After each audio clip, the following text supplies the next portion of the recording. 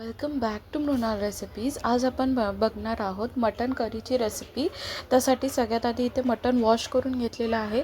त्यामध्ये आपण नंतर ॲड केलेलं आहे मीठ, चवीनुसार मीठ ॲड करायचं आहे आणि त्याच्यामध्ये आपण ॲड करून घेणार आहोत हळद ॲड करून झाल्यानंतर हिंग ॲड करायची आहे।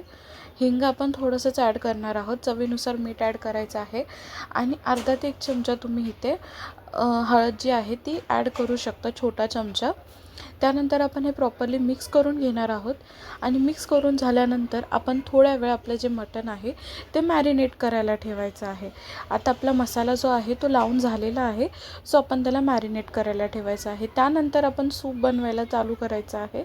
त्यासाठी तेल घेतलेलं आहे, तेलामध्ये आपण कढीपत्ता ॲड केलेला आहे, त्यानंतर चॉप केलेले ऑनियन ॲड केलेले आहेत, अद्रक लसूणची पेस्ट ॲड केलेली आहे।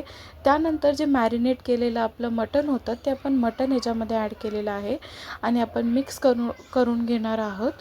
मिक्स करून झाल्यानंतर थोड्या वेळ आपण मटन जे आहे ते आपलं शिजायला ठेवायचं आहे। त्यासाठी सगळ्यात आधी आपण आहे ना एका प्लेटवरती गरम पाणी ॲड करायचं आहे, वरून टाकायचं आहे, आतमध्ये नाही। त्यानंतर ते वरून बॉईल झाल्यानंतर आपण तेच पाणी आतमध्ये ॲड करणार आहोत आणि मग मटण शिजवून घ्यायचं आहे। मसाला तयार करून घेण्यासाठी आपण इथे घेतलेला आहे कोकोनट घेतलेला आहे, त्यामध्ये आपण 2 कांदे चॉप करून टाकलेले आहेत। इथे खसखस घेतलेली आहे, लवंग, काळी मिरी,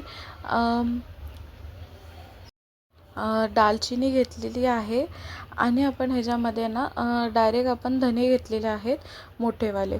त्यानंतर आपण ह्याच्यामध्ये एक एक करून आपले जे मसाले आहेत ते आपण ॲड करून घ्यायचे आहेत आणि त्यालासुद्धा आपण मसाल्यासोबत आपले जे फ्राय करून घेणार आहोत। फ्राय करून झाल्यानंतर आपण नेक्स्ट ह्याच्यामध्ये जे ॲड करणार आहोत ते आहे खसखस आणि काळे तीळ आणि खसखसमुळे एक वेगळी टेस्ट येते। मी माझ्या चॅनलवरती ऑलरेडी मटनची करीची रेसिपी ॲड केलेली आहे, पण ही रेसिपी थोडी वेगळी आहे। त्यानंतर आपण ह्याला प्रॉपरली जे मसाले आहेत ते ॲड करून झाल्यानंतर मिक्स करून घेणार आहोत आणि मिक्स करून झाल्यानंतर थोड्या वेळ आपण हे थंड करायला ठेवायचं आहे। ह्यामध्ये आता आपण काय करणार आहोत, कोथिंबीर पण असेल ना, ती कोथिंबीर पण ह्याच्यामध्ये आपण ॲड करून घ्यायची आहे। पेस्ट बनवण्यासाठी कोथिंबीर ॲड करून झाल्यानंतर त्याच्यामध्ये आपण थोडंसं अद्रक लसूणची पेस्ट टाकणार आहोत। ऑप्शनल आहे, तुम्हाला टाकायचे तर तुम्ही टाकू शकता, नसेल टाकायचे तर तुम्ही नाही टाका। आणि त्यानंतर आपण ह्याच्यामध्ये ऑइल घेतलेलं आहे, तुम्ही ऑइल बघू शकता इथे किती घेतलेलं आहे। तुम्ही तुमच्या अंदाजानुसार ऑइल घेऊ शकता, कारण आपल्याला मसाला चांगला भाजून घ्यायचा आहे त्यासाठी। त्यामध्ये आपण सगळ्यात आधी जो ॲड करणार आहोत तो आहे घाटी मसाला।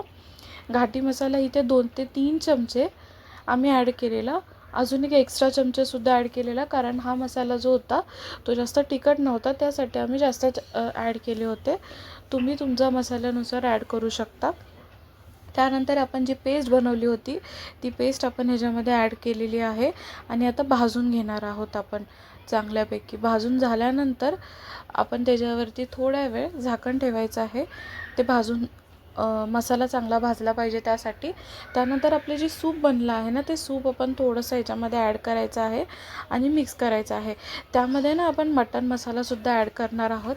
मटन मसाला तुम्ही इथे मोठा चमचा जो असतो तो 1 ते 1.5 चमचा तुम्ही मटन मसालासुद्धा ॲड करू शकता, चांगला फ्लेवर येण्यासाठी।